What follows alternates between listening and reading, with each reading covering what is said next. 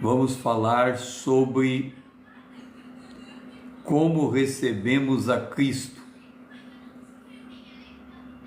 Colossenses 2:6. Ora, como recebestes Cristo Jesus o Senhor, assim andai nele. Se você souber como você recebeu Cristo, você também sabe como andar nele. Nós temos uma necessidade de andarmos com Deus. E o apóstolo Paulo nos dá essa orientação. Como você recebeu a Cristo, assim andai nele. Nele radicados e edificados e confirmados na fé. Como é que você recebeu a Cristo? Você seria quem aqui é capaz de responder como você recebeu a Cristo em 3 segundos?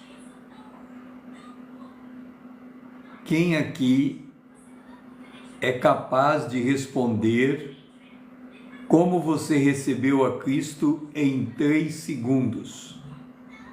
Alguém aqui acha que é possível dizer como recebeu Cristo em 3 segundos?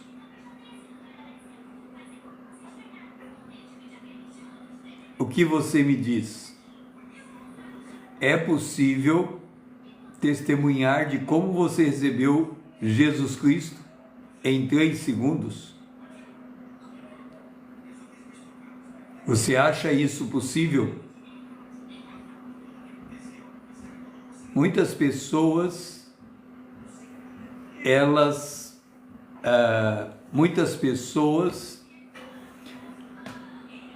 elas entendem que para receber a Cristo elas precisam contar toda a história de vida.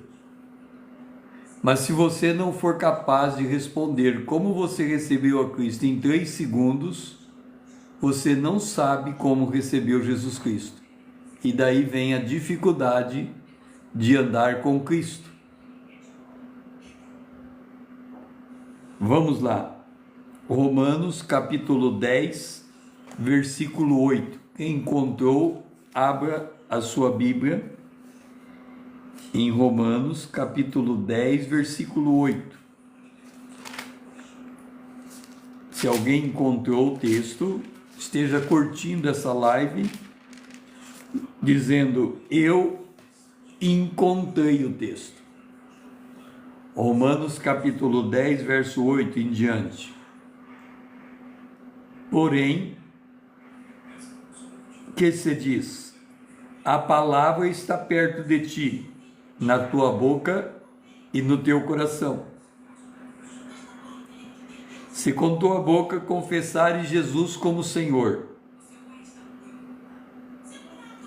e em teu coração creres que Deus o ressuscitou dos mortos, dentre os mortos serás salvo. Porque com o coração se crê para a justiça, e com a boca se confessa a respeito da salvação. Mariana, grato por estar me seguindo. Vamos crescer juntos na graça e no conhecimento do nosso Deus. Então vamos lá. Como que eu recebi a Cristo em 3 segundos? Eu ouvi o Evangelho, eu compreendi o Evangelho, eu criei no Evangelho e confessei o Evangelho. Paulo disse: com o coração se crê, com a boca se confessa, com o ouvido ouve. A fé vem pelo ouvir, e o ouvir a palavra de Deus. Romanos 10:16. Mas nem todos obedeceram ao Evangelho, pois Isaías diz: Senhor, quem creu, quem acreditou na nossa pregação? E assim, a fé vem pela pregação e pregação pela palavra de Cristo. Vamos entender como nós recebemos Jesus para podermos entender como nós andamos com Jesus. Nós recebemos Jesus porque ouvimos o Evangelho, porque compreendemos o Evangelho. Isso é uma boa terra, ela ouve e compreende. Porque nós cremos no Evangelho. O Evangelho é o poder da salvação de Deus, é o poder de Deus para a salvação de todo aquele que nele crê. E nós confessamos o Evangelho. Como é que você deve andar com Cristo? Ouvindo a palavra de Deus, compreendendo a palavra de Deus,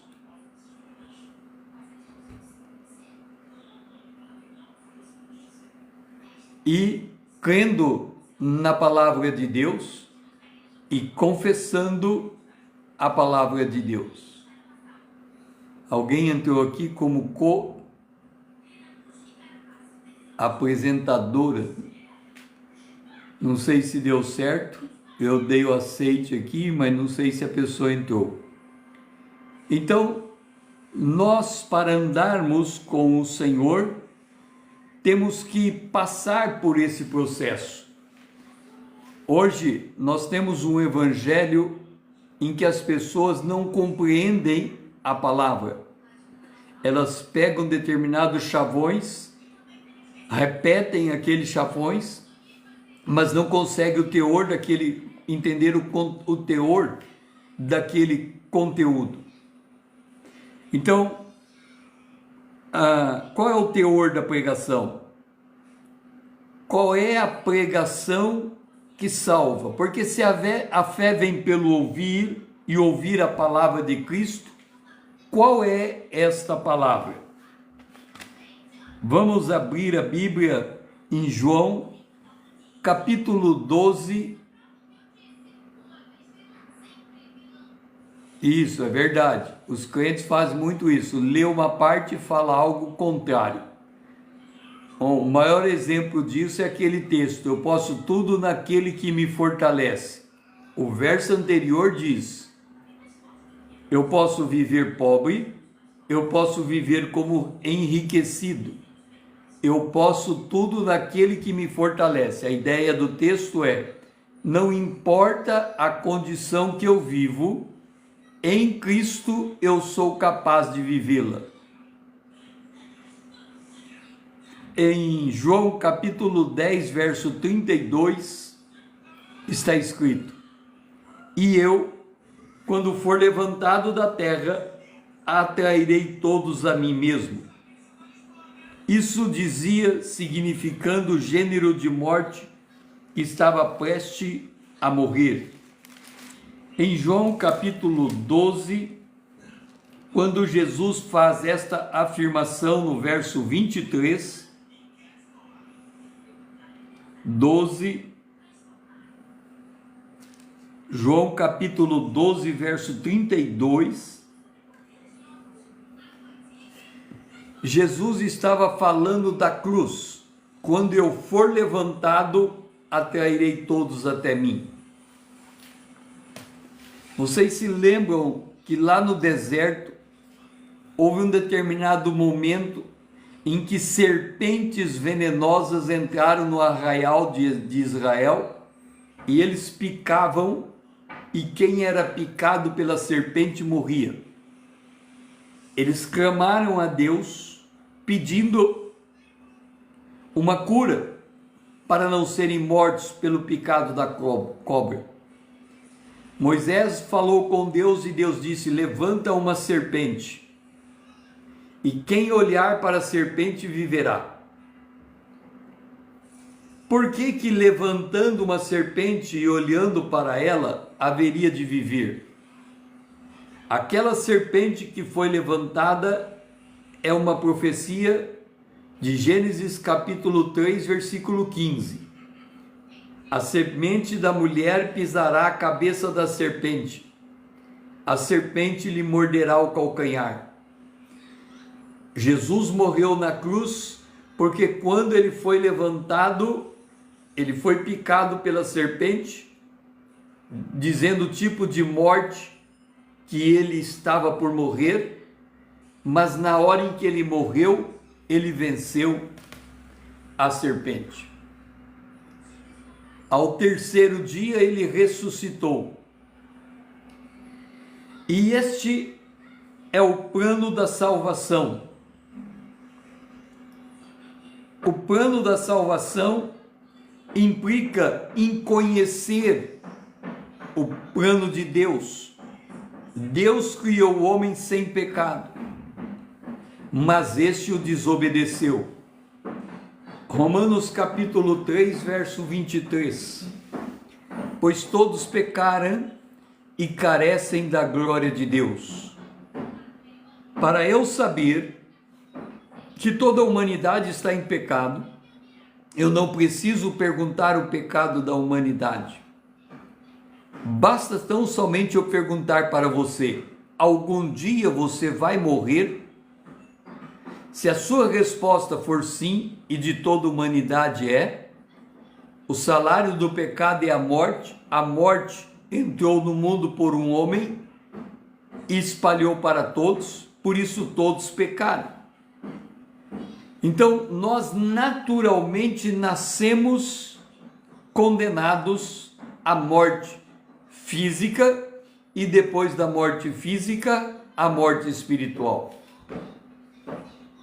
Apesar da sentença de morte, Deus amou o mundo de tal maneira que deu o seu Filho unigênito, para que todo aquele que nele crê não pereça, mas tenha a vida eterna. O que Jesus fez é algo extraordinário. As pessoas dizem: eu tenho dificuldade de perdoar. Você sabe por que Deus perdoa os nossos pecados? Quem aqui pode dizer por que Deus pode perdoar os nossos pecados? Alguém aqui sabe dizer por que Deus pode perdoar os nossos pecados? Eis o Cordeiro de Deus que tira o pecado do mundo. Deus pode perdoar os nossos pecados, porque Ele pegou os nossos pecados, lançou sobre Jesus. Jesus foi castigado em nosso lugar, Ele foi moído por causa das nossas iniquidades, Ele morreu por causa dos nossos pecados, e Ele ressuscitou para nos justificar diante de Deus. Então, quando nós recebemos o perdão de Deus, isso custou para Ele a morte de Jesus, o seu Filho. Por isso que diz que Deus amou o mundo de tal maneira que deu o seu Filho. E quando Ele entrega o seu Filho, Ele o entrega para morrer na cruz. Em Filipenses capítulo 2, diz que Jesus não teve por usurpação ser igual a Deus, antes ele se esvaziou, buscando a forma de servo. Se Deus é soberano, ele queria servir aquele que é soberano. E quando ele se colocou na forma de servo, ele buscou a criatura que atendia essa característica, e ele encontrou no homem, criado à imagem e semelhança de Deus, e ele ganhou a forma humana. Ele nasceu no ventre de Maria, concebido pelo Espírito Santo, nasceu sem pecado, como um cordeiro. Durante 3 anos da sua vida ministerial, ele foi provado, não foi encontrado nenhum tipo de pecado em Jesus. E agora vem a questão: se Jesus não tinha pecado, se Jesus nasceu sem pecado, eu pergunto para você, como Jesus pode morrer? Se o salário do pecado é a morte, e Jesus não tinha pecado, como é que Jesus pode morrer? Alguém consegue encontrar essa resposta? Se Jesus não tinha pecado, nasceu sem pecado, viveu sem pecado, e o salário do pecado é a morte, como que faz para Jesus morrer? Isaías, capítulo 53, para se cumprir a condição de ser cordeiro, é verdade, mas em que condição ele morre? Por que ele tinha que ser um cordeiro para tirar o pecado? Vamos lá, Deivison. A pergunta que eu fiz é: por que Jesus tinha que ser cordeiro para tirar o pecado? Por que Jesus tinha que ser um cordeiro para tirar o pecado? Alguém aqui consegue responder? Jesus tinha que ser o cordeiro, ele respondeu correto, para tirar o pecado. Agora eu aumentei a pergunta, acrescentei: por que Jesus tinha que ser um cordeiro para tirar o pecado? Alguém sabe dizer por que Jesus tinha que ser um cordeiro para tirar o pecado? Enquanto vocês não respondem, eu vou abrindo a Bíblia em Isaías 53 para entregar essa resposta. Por que Jesus tinha que ser um cordeiro para tirar o pecado? É verdade, Deus amou e deu seu filho, mas a pergunta que eu fiz é: por que Jesus tinha que ser cordeiro para tirar o pecado? Vamos lá. Deus amou e deu Jesus. Jesus se fez o cordeiro, e na condição de cordeiro ele tira o pecado. Então, por que Jesus tinha que ser um cordeiro para tirar o pecado? Isaías 53, versículo 4: certamente ele tomou sobre si as nossas enfermidades, e as nossas dores levou sobre si, e nós o reputávamos por aflito, ferido de Deus e oprimido, mas ele foi traspassado pelas nossas transgressões, e moído pelas nossas iniquidades. O castigo que nos traz a paz estava sobre ele, e pelas suas pisaduras somos sarados. Vamos lá. Vocês se lembram? Sim, mas por que o cordeiro tinha que morrer? Você está quase chegando na resposta. No Antigo Testamento se oferecia sacrifício, mas por que o sacrifício tinha que ser oferecido? É esta a pergunta. A gente está vendo o processo. No processo pega um cordeiro, mata um cordeiro. Esse é o sacrifício e o pecado é perdoado. Mas por que o cordeiro tinha que morrer? Vocês se lembram que lá no Jardim do Éden, Adão comeu do fruto proibido, dado pela mulher que também havia comido, e imediatamente eles se viram nus e envergonhados? Quando eles comeram,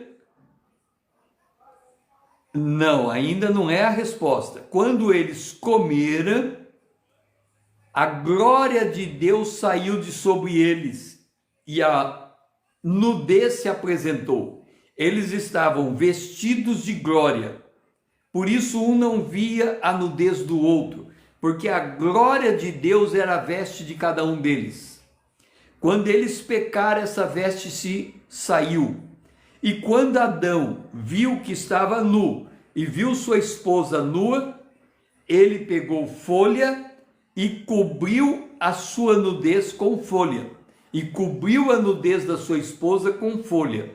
Talvez tenha sido o primeiro biquíni a ser criado no mundo. Ele pôs uma cobertura de folha na mulher e pôs uma cobertura de folha nele para que a vergonha pudesse ser coberta. Quando Deus apareceu na viração do dia, eles se esconderam com medo de Deus porque se viram nus, quer dizer, a veste que eles tinham feito para cobrir a nudez deles não resolveu o problema do pecado, pois quando Deus apareceu, a nudez também ficou evidente. Aí Deus dá uma promessa, chama proto-evangelho: virá a serpente, morderá a semente da mulher, a mulher pisará a cabeça da serpente. Ali Deus disse que do ventre da mulher nasceria um que venceria a serpente. Adão, depois de ouvir essa promessa, a fé vem pelo ouvir, compreender, crer e confessar. Adão confessou o que ele ouviu e o que ele creu. Ele entendeu que a mulher dele daria à luz a uma criança e ela venceria a serpente. Diante da confissão, Deus matou uma vítima inocente, fez uma pele de animal, vestiu o casal e naquele momento ficou estabelecido: para um pecador chegar diante de Deus, uma vítima inocente tem que morrer no lugar dele. Quando Deus estabeleceu o culto sacerdotal, ele determinou que se pegasse um cordeiro, colocasse a mão sobre o cordeiro, transferisse o seu pecado para o cordeiro era morto e então você era perdoado. Eu não disse que a sua resposta foi errada, estava certa, ela não foi completa. A resposta completa é: por que Jesus tinha que ser cordeiro? Porque uma vítima inocente tem de morrer para o pecador ser perdoado. É simples. Uma vítima inocente tem de morrer para o pecador ser perdoado. Quando nós pedimos perdão a Deus, o Filho está morrendo para que Deus possa liberar o perdão por nós. É por isso que em Apocalipse o cordeiro é visto como cordeiro, como havendo sido morto. É como se a morte de Jesus perdurasse na eternidade e nunca acabasse. E o sangue estivesse escorrendo e se tornasse uma fonte eterna. Para nós chegarmos diante de Deus, uma vítima inocente precisa morrer.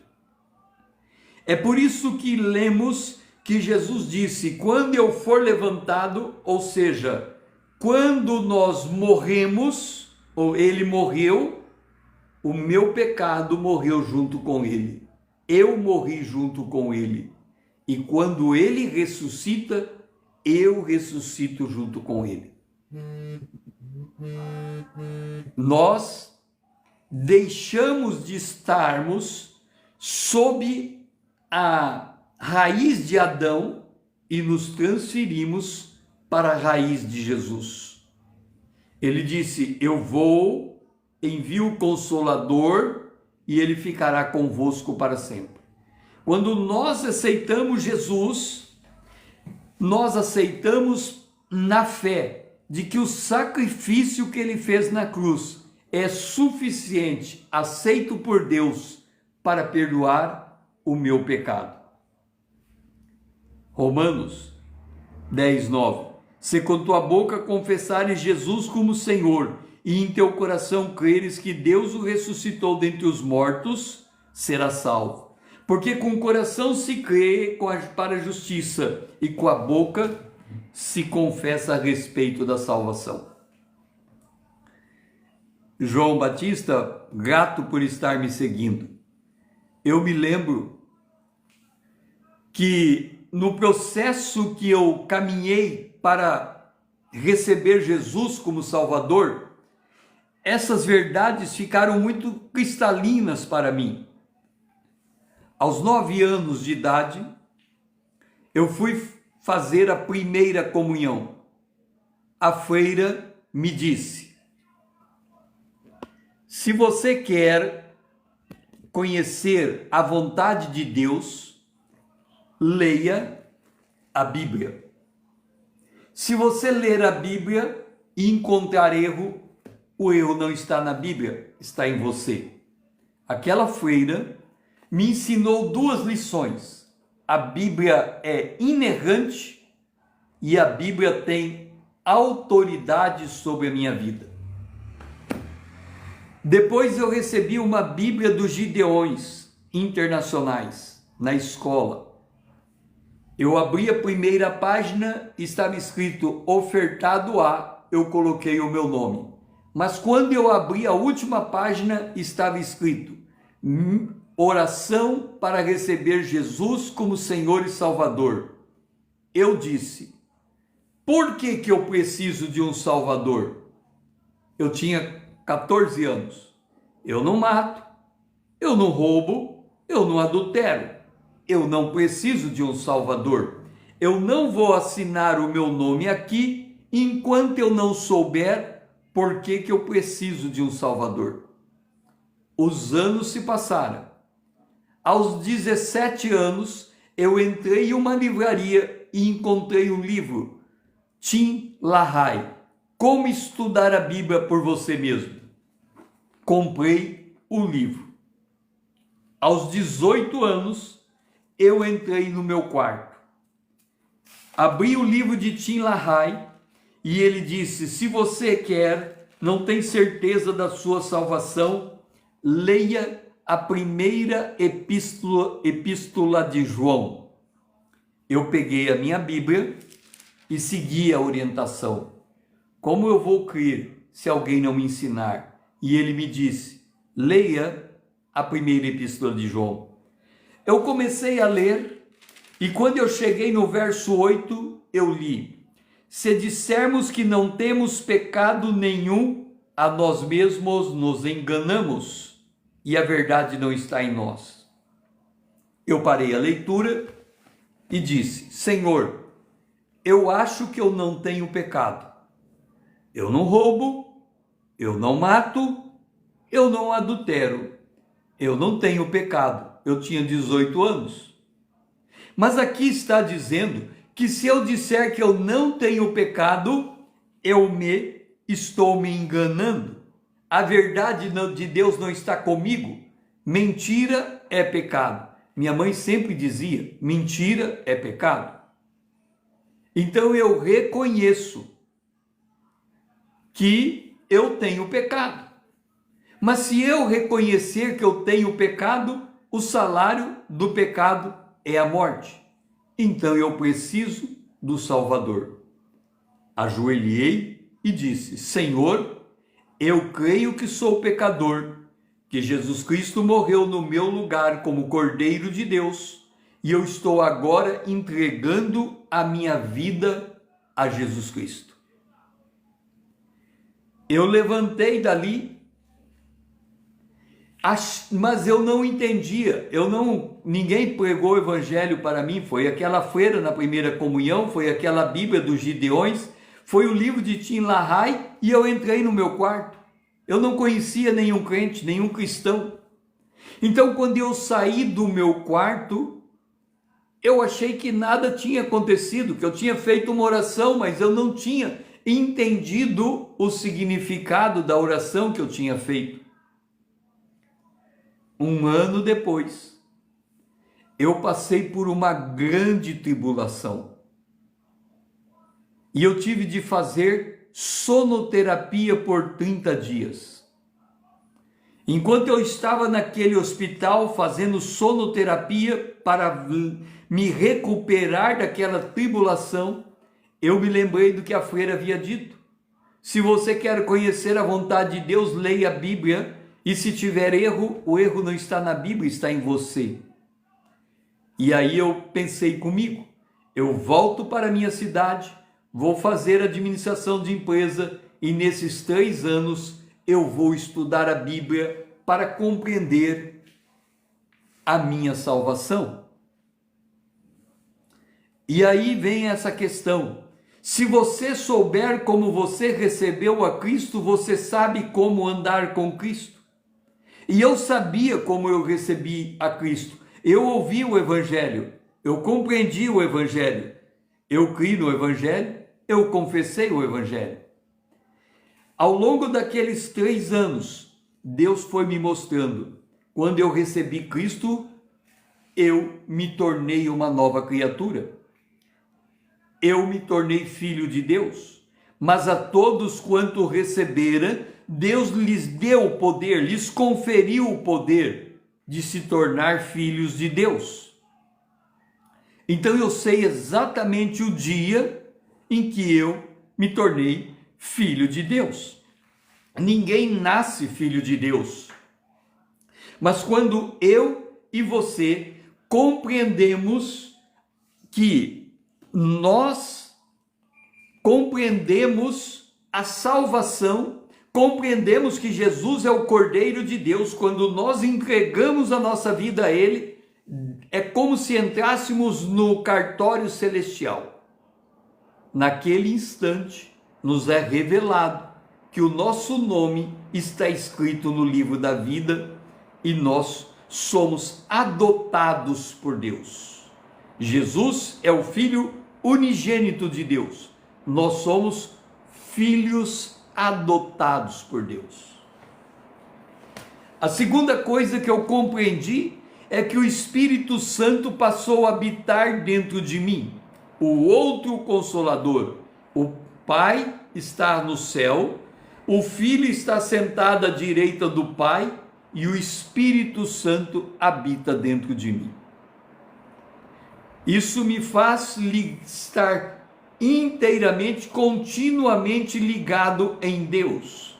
Jesus é o cabeça, eu sou membro do corpo de Cristo e ele tem um corpo que, quando reunido, que se chama a igreja. A igreja é o corpo de Cristo, eu sou membro desse corpo. Um dia, eu estava lendo na Bíblia em Gálatas que o Espírito testifica, o Espírito de Deus testifica ao meu espírito que eu sou filho de Deus.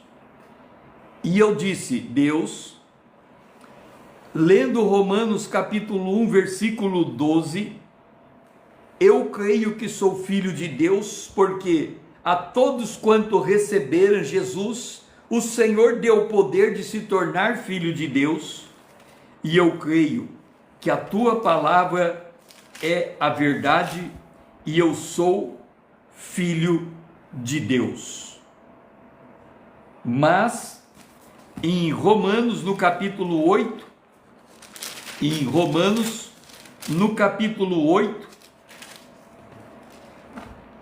está dito que o Espírito de Deus, pois todos que são guiados pelo Espírito de Deus são filhos de Deus, e o próprio Espírito testifica com o nosso espírito que somos filhos de Deus. E eu disse assim, Deus, eu não tenho dúvida que sou filho de Deus. A Bíblia diz, quem recebe Jesus é filho de Deus. Eu sei que eu entrei no meu quarto, eu li a Bíblia, entendi o Evangelho, fiz a oração e recebi Jesus. Mas a Bíblia diz que o Espírito de Deus testifica com o meu espírito. E eu quero essa testificação de que eu sou filho de Deus. Eu creio que sou filho de Deus pela palavra, agora eu quero uma testificação do Espírito Santo que sou filho de Deus. Um dia, eu estava entrando na minha casa. Eu aceitei Jesus com 18 anos. Eu devia ter 24 anos, 25 anos, por aí. Quando eu levei a mão na maçaneta da minha casa, eu ouvi dentro de mim, Abba, Pai. Essa expressão que ouvi dentro de mim, porque vós sois filhos, enviou Deus ao nosso coração o Espírito do seu Filho que clama, Abba Pai. Gálatas capítulo 4, versículo 6. Quando eu levei a mão da maçaneta, eu ouvi dentro de mim, Abba Pai. Desde aquele dia, nunca mais eu tive dúvida da minha identidade. Mesmo quando eu caía em pecado e depois tinha que me levantar, mesmo caído em pecado, eu sabia que eu não perdia a condição de ser filho de Deus, e eu tinha a convicção que todas as vezes que eu caía em pecado, eu entrava na disciplina do Senhor, porque o cair é do homem, o levantar é de Deus. Eu sabia o dia que eu caía, mas eu sabia que Deus agora teria de me levantar, e seria um processo de humilhação. Mas eu nunca perdi a convicção, eu sou filho de Deus, porque eu criei, e porque o Espírito de Deus, 8 anos depois que eu criei, testificou no meu coração, Abba Pai.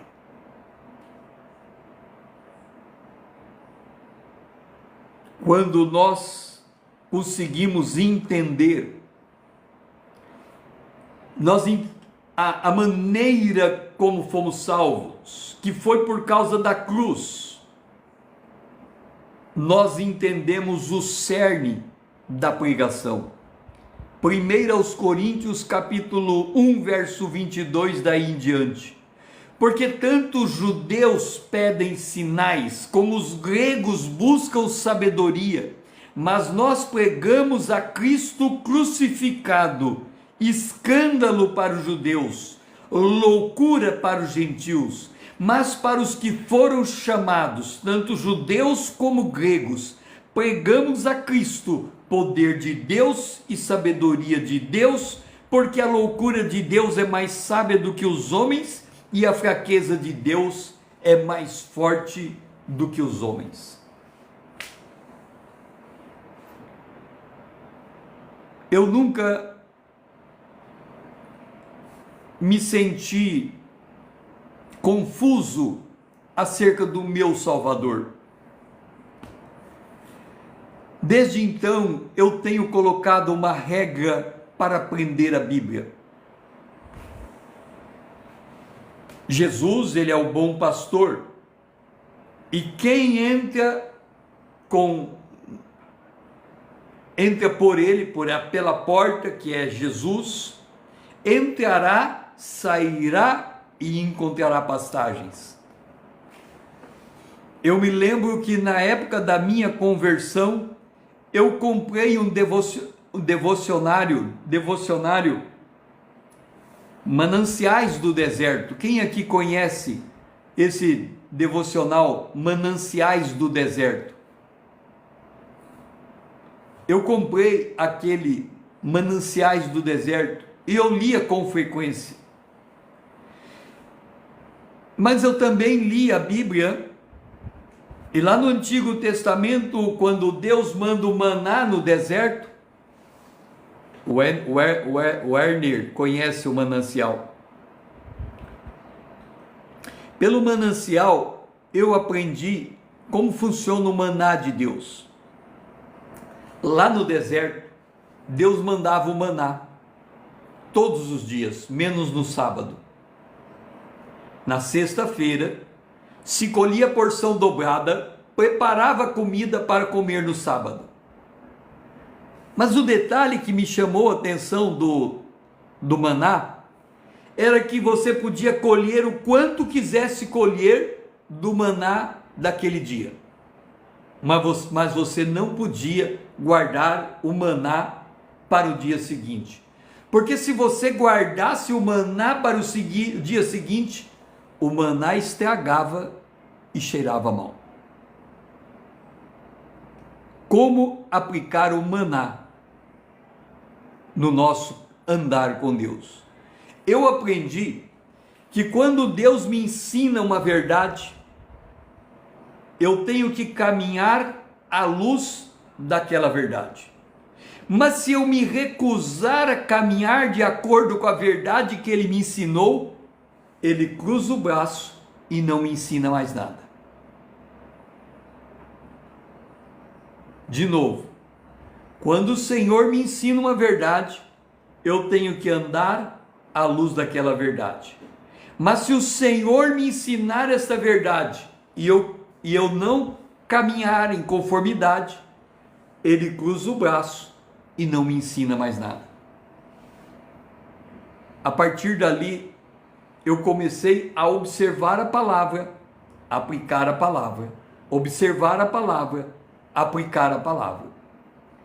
Então eu aprendi que se a fé vem pelo ouvir, pelo crer, pelo ouvir, pelo compreender, pelo crer e pelo confessar, todas as vezes que eu aprendia algo de Deus, eu corria até a minha esposa e contava para ela o que eu tinha aprendido.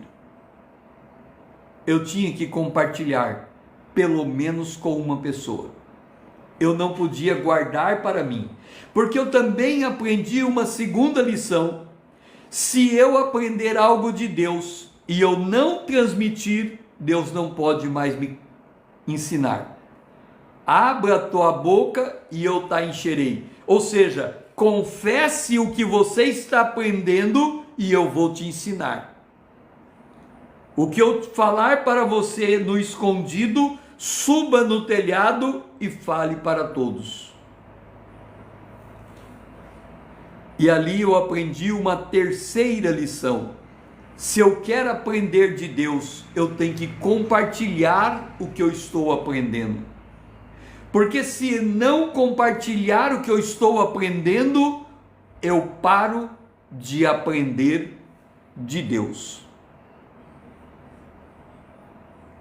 Muitos de nós não passamos por esses entendimentos acerca da nossa redenção. Primeiro, nós não entendemos como é que aceitamos Jesus. Só é possível aceitar Jesus quem ouve o Evangelho, compreende o Evangelho, crê no Evangelho e confessa o Evangelho. Teologia da prosperidade não é Evangelho. Cura não é Evangelho. O Evangelho é a cruz, a crucificação, o Cordeiro de Deus que morreu para levar sobre si o nosso pecado e ressuscitou para nos justificar diante de Deus. Isto é o Evangelho. Não estou dizendo que não existem outras mensagens na Bíblia que nos traz edificação, mas estou dizendo que o centro, o miolo, a essência, a parte a pedra de esquina de toda a Bíblia é o Cordeiro de Deus que tira o pecado do mundo. Quando nós compreendemos esta verdade, nós entendemos como somos salvos. Cremos no quê? Que alguém morreu no nosso lugar. Como você pode crer que alguém morreu por causa de você e você não ama o seu Salvador? Isso é um absurdo. Como que você pode crer que alguém sofreu castigo e foi moído por Deus no seu lugar e você não se dispõe a viver para Ele? Isso é um absurdo. É não entender o Evangelho. Porque muitos chegam a Jesus porque querem curas. Muitos chegam a Jesus porque querem prosperidade. Muitos chegam a Jesus. Aqueles 10 leprosos chegaram a Jesus porque queriam a cura da lepra. Jesus curou. Vá no caminho. Enquanto vocês vão ser curados. Só um voltou para agradecer, porque só um voltou para compreender a salvação. Nós temos que entender como somos salvos, nós temos que entender a transformação pela qual nós passamos, Nós temos que entender a nossa identidade atual. Nós somos agora filhos de Deus, temos o Espírito Santo, vivemos na família de Deus,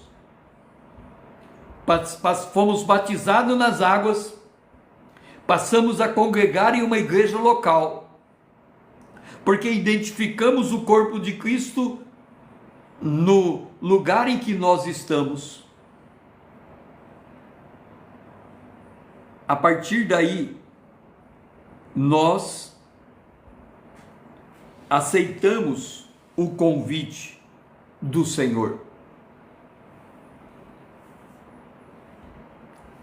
Agora, você tem o entendimento de que a fé vem pelo ouvir, pelo compreender, pelo crer e pelo confessar? Será que Deus tem uma outra maneira de salvar um ser humano que não seja pelo ouvir, pelo compreender, pelo crer e pelo confessar? Vamos examinar, eu já falei aqui, mas vamos examinar de novo, como é que Adão foi salvo. Porque a fé, Colossenses 2,6, ora, como recebestes a Jesus, assim andai nele. Eu recebi ouvindo, e eu ando em Cristo ouvindo. Em Gênesis capítulo 3, versículo 6, vendo a mulher que a árvore era boa para se comer, agradável aos olhos e árvore desejável para dar entendimento, tomou do fruto e comeu, deu ao marido e ele comeu também. Ali o pecado entrou no mundo. Romanos, no capítulo 5, no versículo 12, diz assim: portanto, assim como por um só homem entrou o pecado no mundo. Você sabe por que o pecado entrou pelo homem, não pela mulher? Se a mulher foi enganada, a mulher comeu primeiro, deu ao homem e depois o homem comeu. Mas por que o pecado não entrou pela mulher, mas entrou pelo homem?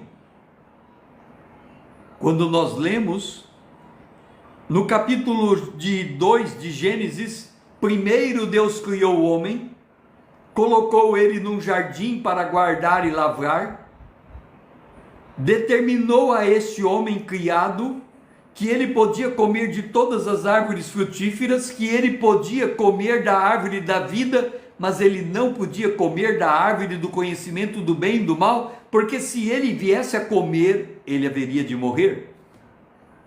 Então Deus viu que o homem estava só, pôs o homem para dormir, tirou uma costela do homem, formou uma mulher, deu carne a essa mulher, entregou a mulher de volta ao homem, e o homem disse: essa é varoa, porque do varão foi tomado. E aí, quem é que contou para a mulher que não podia comer da árvore do conhecimento do bem e do mal? Foi Adão. Mas quando nós olhamos a mulher caindo na mão da serpente, a serpente disse, Deus disse, não pode comer de todas as árvores do jardim. Ela disse, podemos, não podemos comer da árvore do conhecimento do bem e do mal, porque se comermos dela ou se tocarmos nela, haveremos de morrer. E a serpente disse, certamente não morrerás. E aí acontece da mulher olhar para aquela árvore, comer, entregar ao marido e ele comer. Agora, olha o detalhe. Deus disse, não coma da árvore do conhecimento. A mulher disse, não é para comer e nem para tocar. Ela acrescentou algo que não tinha. Deus nunca disse que se tocar, morria. Deus disse, se comer, morre. Provável, se a gente estivesse lá no jardim, Adão chegou um dia para a mulher dele, varoa, e disse varoa, ela falou que é varão. Ele disse, está vendo aquela árvore ali? Ela disse, estou vendo, porque a árvore que estava no centro do jardim era a árvore da vida, Mas quando a mulher conversou com a serpente, ela disse que a árvore que estava no centro do jardim era a árvore do conhecimento. Provavelmente Adão não soube explicar para ela as árvores. Ao invés de mostrar que no centro do jardim está a árvore da vida e que é aquela árvore mais importante do jardim, ele começou a colocar perigo na árvore do conhecimento e dizia: se você tocar, nem chegue perto dessa árvore. Ou seja, ele ensinou errado. Ele ensinou baseado no medo. Ele tinha medo dela comer daquela árvore. É como disse Jó: aquilo que eu temia me aconteceu. De tanto ele colocar medo nela, ela acabou sucumbindo diante da serpente, sendo enganada. Por isso Adão comeu. Então Adão foi um ato racional. Ele tomou a decisão de comer junto. E por causa dele, porque ele era o guardião da palavra, o pecado entrou no mundo e com ele entrou a morte. E aí eles foram instantaneamente destituídos da glória de Deus. Eles morreram espiritualmente. O homem que era formado de espírito, alma e corpo se tornou alma e corpo, a junção da alma com o corpo, voltado para este mundo, voltado para a árvore do conhecimento do bem e do mal. Se chama carne. O homem se tornou carnal. Em Gênesis capítulo 3, verso 7 diz: abriram-se então os olhos de ambos. Você vai dizer, pastor César, eles eram cegos antes? Não. Eles eram inocentes antes. Eles não viam a vergonha deles. Eles não viam a nudez um do outro. Eles estavam cobertos da glória de Deus. Deus visitava eles na viração do dia e eles conversavam com Deus. Mas quando o pecado entrou a malícia. Eles viram a vergonha um do outro. Eles viram a nudez um do outro e viram a vergonha. Ou seja, os olhos se tornaram maliciosos, corrompidos. Hoje o homem não tem mais a capacidade, Luiz Gomes, grato por estar me seguindo. Hoje nós não temos mais a capacidade de olharmos a realidade sem o olhar da malícia. Nós temos, os nossos olhos são abertos para o mal, não mais para o bem. Fazer o bem não nos é mais natural, fazer o mal sim. Você olha uma criança brincando, uma criança pequena, que deveria ser extremamente inocente, ela recebe o brinquedo e ela quer quebrar o brinquedo, ela quer estragar o brinquedo. Quando ela chega perto de uma outra criança, ela quer bater na criança, ela não quer abraçar a criança, ela tem que ser ensinada a amar, porque o homem naturalmente não sabe mais amar o seu semelhante. Abriram-se os olhos de ambos, ou seja, eles perderam a inocência e abriu-se os olhos para a malícia, para a mentira. E percebendo que estavam nus, a malícia passou a ser o óculos daquele casal. Coseram folhas de figueiras e fizeram para si cintas. Em Isaías, capítulo 64, mostra o tipo de vestimenta que eles fizeram para si. A vestimenta que eles fizeram para si era capos de imundícia. Aquele trapo de imundícia não podia cobrir a nudez deles. quando ouviram a voz do Senhor Deus que estava no jardim pela viração do dia, esconderam-se da presença do Senhor, o homem e sua mulher, por entre as árvores. E chamou o Senhor Deus ao homem e lhe perguntou: onde está? E ele respondeu: ouvi tua voz no jardim, e estava nu, tive medo e me escondi. Adão foi o primeiro a criar a sua própria religião. O que é religião? Ligar o homem a Deus. Quando ele viu que ele cometeu o pecado, ele próprio quis consertar o que não tinha conserto. Ele próprio quis achar um jeito de cobrir a sua vergonha, quando não tinha mais possibilidade de cobrir a sua vergonha.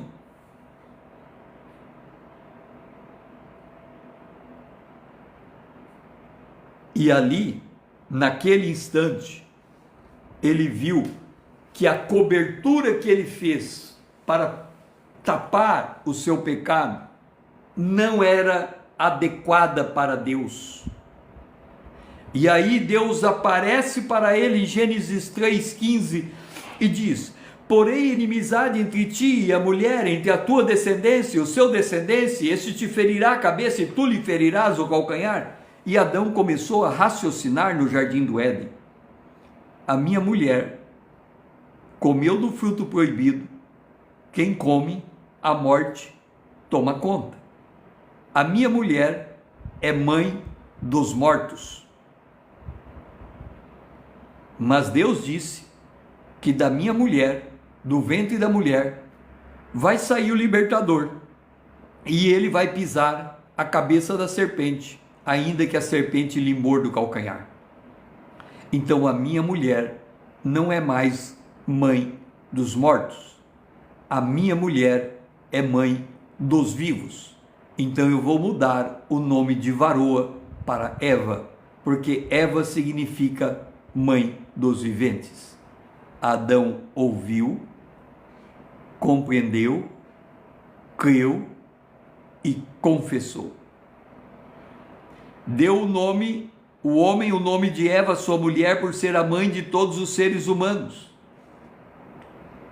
E aí Deus, diante da fé de Adão, a partir do momento em que Adão troca o nome da sua mulher de varoa para Eva, o Senhor fez vestimentas de pele para Adão e sua mulher e os vestiu. E a partir do momento que o Senhor vestiu o casal, a partir do momento que o Senhor vestiu o casal, Deus estabeleceu que para um pecador se apresentar na presença de Deus, um inocente precisa morrer.